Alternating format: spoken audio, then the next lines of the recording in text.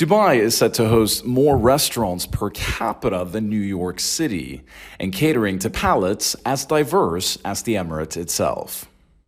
According to government data, this place is home to some 13,000 F&B outlets, relying heavily on overseas ingredients, which of course has an impact on their carbon footprint.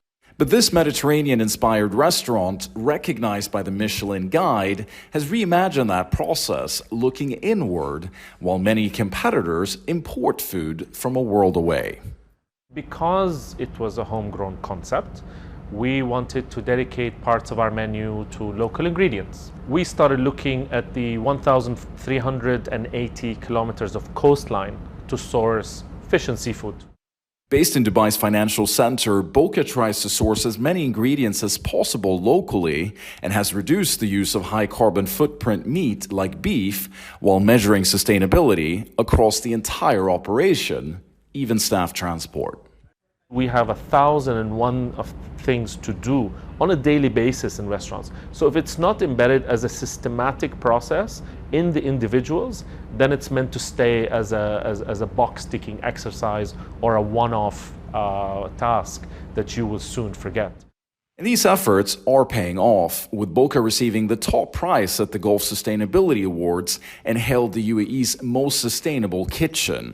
As of now, the restaurant sits on 5 years of environmental data, even inviting an independent ESG firm to measure how well it's doing.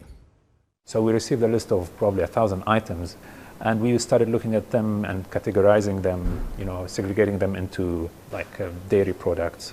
Even with dairy, you can segregate into cheese, milk, butter, and so on. There is a difference in the carbon footprint of each one of those. The good thing about Omar and what they do is that they try to get almost all what they have or what they use in the restaurant from local sources, but sometimes you cannot. You still have to get something from outside.